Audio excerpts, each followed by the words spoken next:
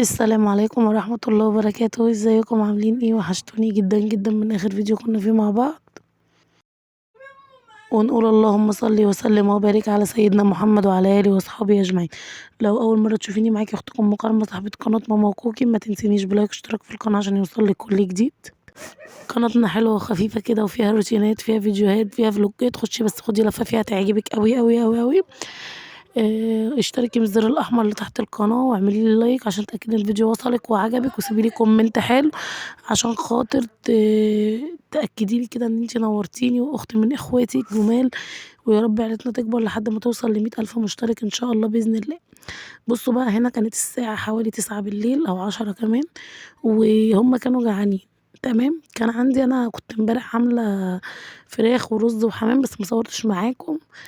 تمام، فقلت ايه، تمام، فمرضوش ياكلوا يعني ايه من الاكل اللي باقي ده من البواقي، سواء كوكي او كريم. فطبعا هتاكلوا ايه هتاكلوا ايه، مش عايزين ناكل كده. طب اطلبوا لنا دليفري. قلت لهم لا، دليفري ايه، تعالوا اعمل لكم انا دليفري في البيت. هو احنا حمل فلوس الدليفري كل شويه؟ المهم، بس والله مش الحكايه مش حكايه فلوس، بس كل الحكايه ان كتر الاكل من بره مش حلو. بيبقى حلو في الطعم وفي كل حاجة، بس بيبقى صحي. ممكن اللي تجيبيه من برّه أنتِ تعمليه في البيت وبتكلفة أقل بكتير، فاهماني؟ يعني ممكن مثلًا تجيبي من برّه بيتزا، ما أنتِ تعرفي تعملي بيتزا في البيت. تجيبي من برّه ساندوتشات، ما أنتِ بتعرفي تعملي ساندوتشات في البيت كده. فحاجة البيت أنتِ ضامناها وواثقة فيها أكتر. فبابُص كده لقيت عندي حوالي 3 بطاطسات كده أو 4. فالمهم قُلت لهم طَب أنا هاعمل لكم أحلى أكل في البيت. قالوا لي إيه، خلاص ماشي. جبت بقى ال3 بطاطسات أو ال4، قشرتهم كده زي ما أنتم شايفين وخرّطتهم. بُصّوا، أنا ليّا تخريطة مميزة كده في التقشير في البطاطس، فابقوا جرّبوها هتعجبكم. تمام. أهو بعد بقى ما خرّطت البطاطس كده، حطيت عليها شوية مَيّة ومعلقة ملح كده، وابتديت إن أنا أقلّبها، وكان معايا الزيت بيسخن على النار. بعد ما قلّبت البطاطس قليتها على طول، وكده إيه، بدأنا في وصفتنا الأساسية، وهنعمل لهم بقى أحلى أكل من برّه. هو كل شوية أكل من برّه، أكل من برّه، أنا هاعمل لكم أكل من برّه في البيت. ابتديت إن أنا أقلي البطاطس أهوّة زي ما أنتم شايفين كده. بعد ما الزيت سخن رُحت نازلة بالبطاطس على طول عشان تطلع معايا مقرمشة كده وحلوة. تمام، تمام، أهو قلّبت البطاطس تقليبة وهاسيبها بقى تكمل إيه، تستوي يعني مع نفسها. زي ما قُلت لكم ما تنسونيش بلايك واشتراك في القناة عشان يوصلكم كل جديد. قناتنا حلوة كده وخفيفة، وابتديت أعمل لكم روتينات يومية مش بس وصفات أكل. فيا رب يكون الفيديو عجبكم. وأنا كل الحكاية إن أنا مش منزّلة لكم وصفة ولا حاجة، أنا كل الحكاية بس باشارك معاكم الفيديو، بادّيكم أفكاري وتدّوني أفكاركم عشان أنتم اخواتي وحبايبي. فأهوّة بعد ما البطاطس احمرت معايا كده بقى طلّعتها، ويالّا بينا نعمل أحلى ساندوتشات. تمام كده، تمام. نقول اللهم صل وسلم وبارك عليك يا حبيبي يا رسول الله، عليه أفضل الصلاة والسلام. طبعًا برضه الفكرة دي هتبقى حلوة أوي في المدارس، لو أنتِ مثلًا يعني عايزة مثلًا تعملي ساندوتشات مختلفة كده الlunch box برضه هتبقى حلوة أوي وهتعجبهم ومليون في المِيّة هتتاكل، فاهمينّي؟ هنا أهوّة كان فاضل معايا شوية بطاطس تانيين، رُحت مولعة عليهم أهو.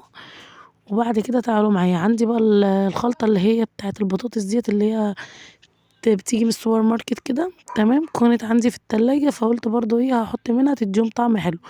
ما عندكيش منها عادي حُطّي شوية فلفل أسمر واشتغلي. أهو، هارُش رشة كده بقى وأقلّب البطاطس، ويالّا بينا نعمل أحلى ساندوتش. ساندوتش كده إيه، وهم، وهم، وهم.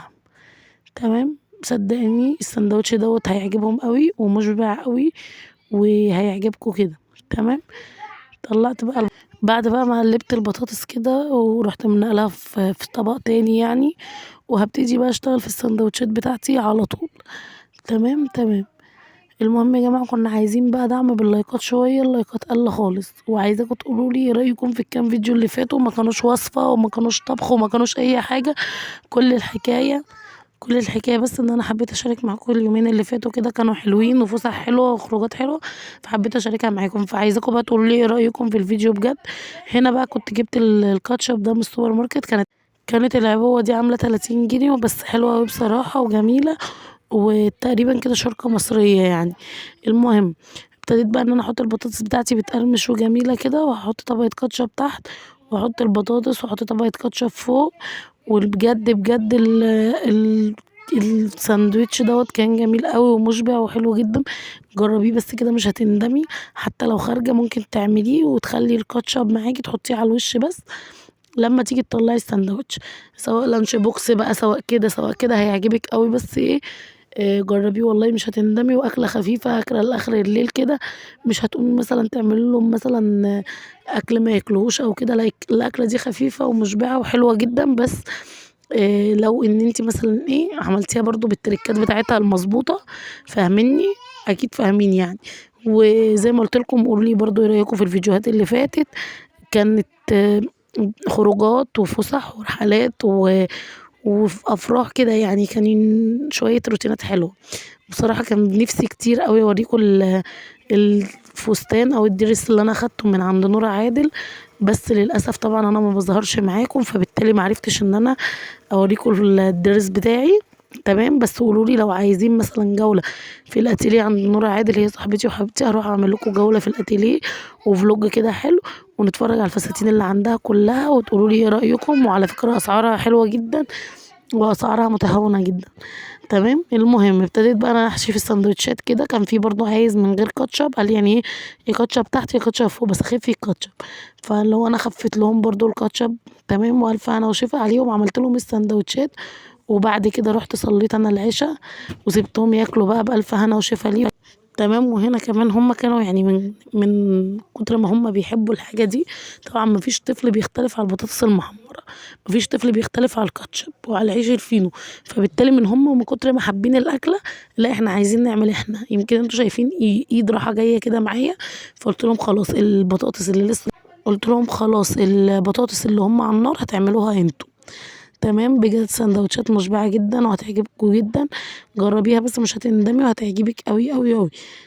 تمام. وكنت عايزة أتكلم معاكم بقى في موضوع كده سريعًا، عندي كوكي لحد الآن ما خدتش على الحضانة ومش عايزة تاخد عليها، بتروح بس بتروح طبعًا إيه بزمزقة وكده، فقولوا لي أعمل لها إيه عشان أحببها في الحضانة، لإني بجد ابتديت إن أنا أتعب.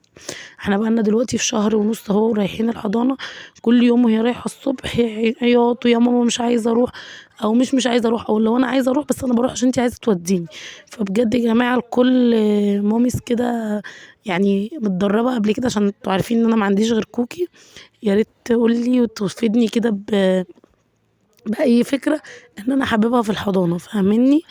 أي معلومة كده نشارك مع بعض بيها، وعايزين نتكلم في الموضوع ده كتير، لإن أكيد معانا ماميز كتير لسه جداد، ف يعني نشارك بعض. يالّا نبدأ بقى في الكومنتات كده مع بعض، وأول واحدة تكتب لنا تعليق وتقول لنا كده اتعاملت مع الموضوع ده إزاي، لو هي مامي قديمة يعني اتعاملت أو يعني عندها ولد و2 و3، ربنا يا رب يبارك لها فيها، بس تفيدني، لإن أنا كوكي التعامل ابتدى يبقى صعب جدًا معايا ومش عارفة أعمل إيه، فلأي حد عنده فكرة إن أنا أحببها في الحضانة يا ريت يبلغني، يا ريت يسيب لي كومنت حلو كده يشاركني في فكرة حلوة.